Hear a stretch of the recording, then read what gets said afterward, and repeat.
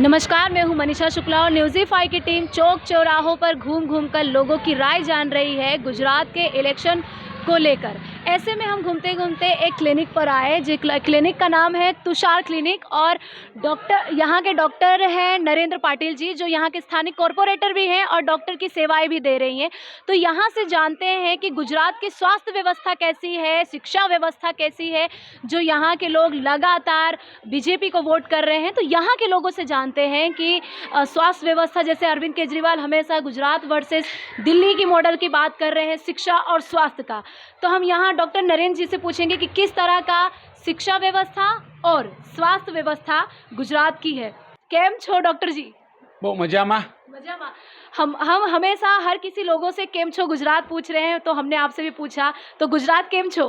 वो मजामा छो गुजरात पर मजामा। तो हमारा पहला सवाल यही है कि जैसे अरविंद केजरीवाल लगातार अहमदाबाद आ रहे हैं, अपना रैली कर रहे हैं और उसमें दिल्ली वर्सेस गुजरात का मॉडल बता रहे हैं, और मॉडल भी दो ही चीज़ पर फोकस है, मेन शिक्षा और स्वास्थ्य पर।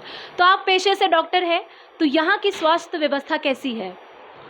यहाँ की स्वास्थ्य व्यवस्था बहुत ही बेहतरीन और बहुत ही अच्छी है। दिल्ली से तो काफ़ी गुना बहुत अच्छी है। और हमारे ये पर प्रांतियों से वसा हुआ हमारा लिम्बायत है, गुजरात है, सूरत है। यहाँ पे पर प्रांतियों के बहुत ही मेहनत और पसीने से शहर को बसा गया है। और स्वास्थ्य के बारे में भारतीय जनता पार्टी के शासन में आपको कहीं पे भी कुछ भी प्रकार की दुर्गंधी नहीं मिलेगी। आप कहीं पे भी देख लो, बहुत ही बढ़िया स्वास्थ्य के बारे में चिंता हमारे भाजपा की सरकार करती है, और इसका श्रेय हमेशा हमारी जनता ने हमको दिया है। जैसे कि हम लोगों से बात कर रहे हैं और कुछ आम आदमी पार्टी के नेता ऐसे कह रही है कि आधी मतलब कि सिविल हॉस्पिटल में डॉक्टर्स द्वारा दवाइयाँ जो लिखी जाती है, आधी कुछ उनके पास मिलती है, आधी प्राइवेट से लेनी पड़ती है। तो जो आम हैं, जो सरकारी डॉक्टर्स के मदद ले रहे हैं, सरकारी अस्पताल जा रहे हैं, वो प्राइवेट मेडिकल्स में दवाइयाँ क्यों लेते हैं?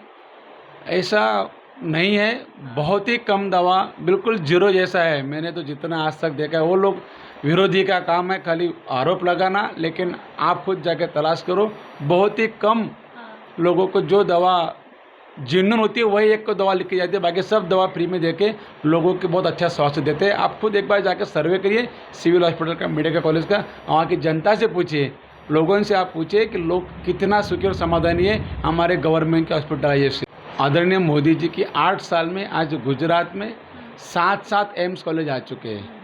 कांग्रेस के ज़माने में जितना विकास नहीं हुआ था, देश की दिशाओं को आगे लेके जाने के लिए आदरणीय मोदी जी ने बहुत ही उसको डेवलपमेंट किया है। और इतना बड़ा 140 करोड़ की लोक संख्या वाले देश को विकास की गति पे लेके जाने के लिए हर जगह पे, रोड से लेके, रास्ते से लेके, स्वास्थ्य से लेके, हॉस्पिटल से लेके और मेडिकल कॉलेज की भी ली। अगर हमारे देश के बच्चे बाहर के पढ़ रहे तो पूरे देश के लोग भी यहाँ पढ़ने आते हैं। तो कुछ पढ़ने के लिए बाहर देश जाना पड़ता है, जो विकसित देश है पहले से है। मोदी जी आने के बाद देश विकसित हो रहा है, तो इसके बाद कोई नहीं जा सकता है बाहर पढ़ने के लिए। ये हमारे पास MBBS कॉलेज की सीट बढ़ गई, सूरत के अंदर कितनी सीट बढ़ गई MBBS की, MD की बढ़ी है, अभी कोई नहीं जाएगा। इसी के लिए आदरणीय मोदी जी के नेतृत्व वाली सरकार ने MBBS कॉलेज के लिए बच्चों की संख्या बढ़ाई है। ये हमारे विपक्ष देख ही नहीं पाते, जो जाते लोगों को एजुकेशन के लिए बाहर जाने की नौबत क्यों आई? जब कांग्रेस सरकार थी उसने विकास नहीं किया था। हमारे सरकार आने के बाद 2 साल में तो विकास नहीं कर पाएंगे, लेकिन पिछले द्वितीय पंचवार्षिक में मोदी जी ने बहुत विकास किया, और अभी ये लोग नहीं जा पा रहे, बहुत कम लोग जाते हैं बाहर देश में पढ़ने के लिए। जैसे ये सवाल तो हो गया स्वास्थ्य को लेकर, और यहाँ के विस्तार में सुरक्षा व्यवस्था कैसी है? सुरक्षा व्यवस्था तो मैं जिस विस्तार से आता हूँ, ये हमारा लिम्बायत घोड़ादरा विस्तार है, और आप देखते हो इस विस्तार में कम से कम 25 राज्य के लोग रहते हैं। तमाम पर प्रांतियों के मेहनत से यहाँ लोग बसे हुए लोग हैं, हर राज्य से यहाँ लोग आते हैं, विभिन्न राज्य से, और असमानता में समानता रखने के बाद अभी ये प्रांतियों का विस्तार हो रहा है। इसमें पहले बहुत क्राइम था, लेकिन आदरणीय मोदी जी की जब मुख्यमंत्री बने तो 25 साल की उनकी सरकार में आज बिल्कुल जीरो हो गया है, क्राइम का रेट बिल्कुल जीरो हो चुका है। बिल्कुल नहीं, लेकिन विपक्षों को आरोप लगाना उनकी आदत हो चुकी है, क्योंकि उनको भाजपा का विकास देखा नहीं जाता है। लोगों के चेहरे पे आप पूछ लीजिए, लोगों के चेहरे पे कितनी खुशी होती है। यहाँ पे जो लोग रहते हैं, रात को 12 बजे 1 बजे, आप नवरात्रि चल रही है, मैं रात को 1:30-2 बजे आया नवरात्रि में से, हमारी भाई बहन मेरी बेटी 2-2 बजे घर पे आती है, तो समझ लीजिए लोगों की कितनी यहाँ बेफिक्र रहते हो गए। इसमें समझ जाता है कि पुलिस का ये हमारी सुरक्षा की कितनी जिम्मेदारी होती है। हमारी यहाँ की बेटी बिल्कुल सुरक्षित रहती है, शायद दिल्ली में नहीं हो सकता है। जहाँ होता है बना वो दुखदनायक है, कोई सरकार की जिम्मेदारी होती है। लेकिन हमारे बीजेपी के अंदर में, गुजरात के अंदर में, सूरत के अंदर में ये 0 टॉलरेंस है। कहीं पे भी आपको नहीं दिखाई देगा क्राइम रेट, बिल्कुल मुक्त। लेकिन हमारा विपक्ष खाली आरोप ही करता रहता है, उनको दूसरा कोई मुद्दा ही नहीं मिलता तो क्या करेंगे। तो यहाँ पर और भी लोग हैं, तो एक नवयुवक है जिनसे हम पूछेंगे शिक्षा को लेकर कि क्या यहाँ की व्यवस्था है। तो पहले आपका नाम क्या बताएं? जय सोनावणे। जय सोनावले, मतलब क्या मराठी भाषी हैं? मराठी भाषी। हाँ, तो यहाँ की शिक्षा व्यवस्था कैसी है मुझे बताइए। एकदम बेटर। बेटर, जैसे कि अभी शिक्षा व्यवस्था जैसे आप बेटर कर रहे हैं, फिलहाल कोई पिछले सालों में कोई परेशानियाँ आपने फेस की है? नहीं, कोई परेशानी नहीं। जैसे कि पहले बच्चों को दूर पढ़ने के लिए जाना पड़ता था, वैसे जैसे हमारी मोदी सरकार आने के बाद स्कूल कॉलेज वगैरह एकदम पास में आ गया है। जैसे कि पहले बच्चों को पढ़ने के लिए मतलब लैंग्वेज, कौन सी लैंग्वेज, इंग्लिश या सब मतलब प्रॉब्लम आती थी, गुजराती पहले प्रॉब्लम आती थी। अभी जैसे कि सब सोल्व हो गया। जैसे कि अब मराठी में भी आप कर सकते हो, जैसे कि आर्ट्स हुआ, कॉमर्स हुआ, अच्छा 12th हुआ। तो मतलब कि यहाँ पर कौन सी कॉलेजें खुली हैं जो आप कह रहे हैं कि मराठी मीडियम की है? जैसे कि आर्ट्स और कॉमर्स खुला हुआ है इधर। अच्छा, आर्ट्स एंड कॉमर्स कॉलेज खुली हुई है। तो Yes. फिलहाल अभी मराठी भाषियों के लिए कोई दिक्कत नहीं है कि वो 12वीं के बाद किसी और कॉलेज, मतलब जबरन नहीं, एक तरफ से कोई ऑप्शन नहीं हुआ करता था क्या?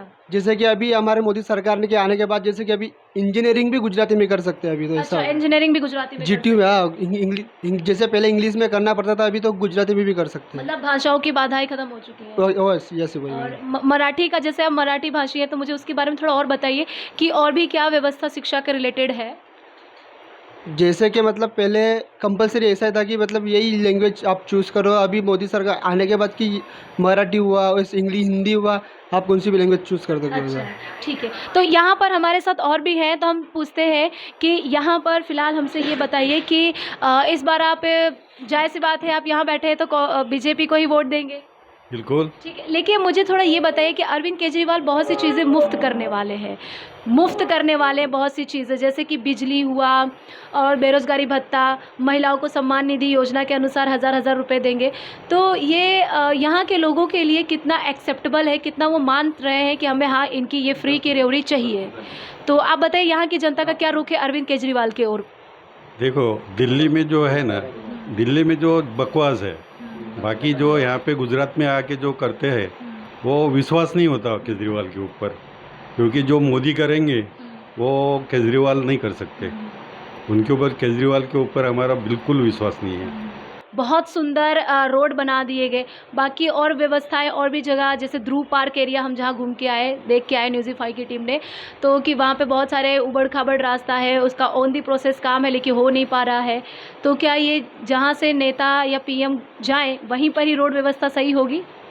बिल्कुल सही होगी, क्योंकि पूरे इंडिया में सूरत का 2nd नंबर आ चुका है। नहीं, मेरा सवाल ये है कि जहाँ से मोदी जी गुजरे वही रास्ता ठीक होगा और जहाँ आम जनता जा रही वहाँ का रास्ता जल्दी से नहीं ठीक होगा? सब रोड अच्छे हैं। हाँ। सब रोड अच्छे हैं, कोई ऐसा नहीं है कि भाई, बाकी तो सब बकवास करते हैं विरोध पक्ष वाले कि भाई ये खाली मोदी आए वही रास्ता अच्छा हुआ, लेकिन ऐसा कुछ नहीं है। सब रास्ते अच्छे हैं। सब रास्ते अच्छे हैं। और यहाँ का, जैसे कि मुझे बताइए कि सुरक्षा व्यवस्था कैसे, क्योंकि यहाँ पर आए दिन मर्डर और छेड़ती के आरोप लगते आ रहे थे, तो अब सुरक्षा व्यवस्था कैसा है? देखो, यहाँ की पुलिस एकदम सतर्क है, रात को भी पेट्रोलिंग रहती है पुलिस की, और यहाँ पे कोई ऐसा किस्सा बन नहीं चुका कि भाई कोई लड़कियों को, किसी को तकलीफ हो सके।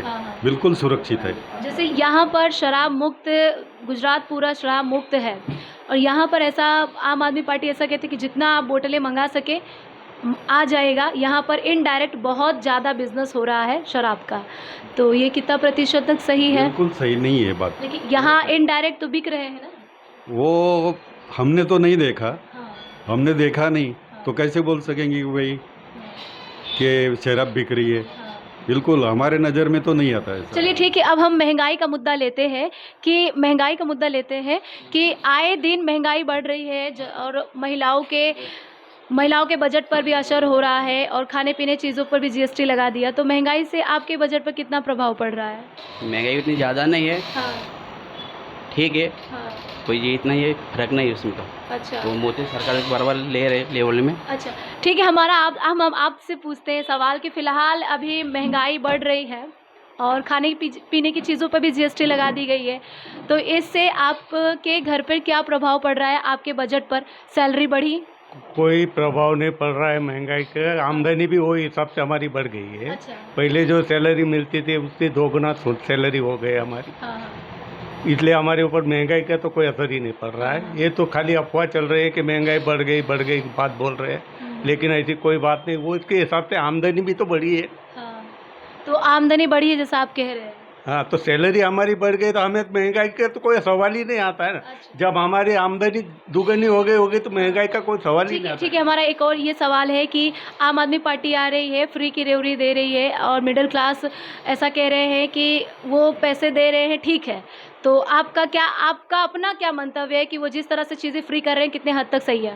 ये तो बिल्कुल गलत बात है कि 1000 रुपये वो देने की बात बोल रहे हैं, वो नहीं की बात बोल रहे हैं। हमें तो बिना बोले नरेंद्र मोदी जी ने 5 लाख रुपए का आयुष्मान कार्ड दे दिया। अच्छा ये तो बिना बोले मिल गया था हमें। 1000 से 5 लाख रुपए हमें फ्री इलाज स्वास्थ्य के लिए मिल रही है, इससे बड़ी बात और क्या हो सकती है? अच्छा, तो मतलब वो 1000 रुपए की ज़रूरत नहीं है? कोई ज़रूरत नहीं है ना। 300 हमें यूनिट इस समय बिजली कोई फ्री? लेने के बैठने की कोई ज़रूरत ही नहीं। अच्छा। हम श्रम वाले आदमी हैं यहाँ पे। हाँ। जितने भी आदमी हैं श्रम वाले आदमी हैं। हाँ। हमें फुकट का चाहिए नहीं। हाँ। हमें जो मेहनत से कमा के खा रहे बस हमारे लिए इतना ही काफ़ी है। तो जरते हैं आम नागरिक हैं आप, तो हमारा सवाल आम से ही रहेगा कि आप वोट करते हैं तो मेन चेहरा नरेंद्र मोदी जी का देख के करते हैं कि यहाँ की धारासभ्य संगीता पाटिल का चेहरा देखकर वोट करते हैं? हम तो विकास देख के वोट करते हैं। सबसे पहली बात हम विकास देख के वोट करते हैं। अच्छा हाँ। हाँ, चेहरा देखने से नहीं। हमारे बीजेपी हमारे काम कर रहे हैं तो हम बीजेपी को ही वोट देंगे। मतलब बीजेपी विकास में को कोई देख के- चेहरा ऐसा खास? विकास देख के मोदी और विकास। हाँ, रुकिए हम इनसे, हाँ क्या कह रहे हैं आप? हमारे जो सांसद है, हाँ। आमदार और खासदार जब से आए ना तब से CR पाटिल जैसे कोई अभी तो अध्यक्ष है, उनका जैसा कोई काम ही नहीं करते। संगीता बहन तो सुबह से शाम तक कंटिन्यूज उनका चालू ही रहता है दौरा। तो हम तो ज़्यादा तो CR पाटिल साहब को और संगीता बहन को ही ज़्यादा ये देंगे। अच्छा, तो इसी तरह से हम लोगों से बात करते रहेंगे, आम जनता से राय जानते रहेंगे। तब तक के लिए हमारे साथ जुड़ते रहिए न्यूज़ीफाई न्यूज़ के साथ। कैमरामैन शुभम पांडे के साथ मनीषा शुक्ला, न्यूज़ सूरत।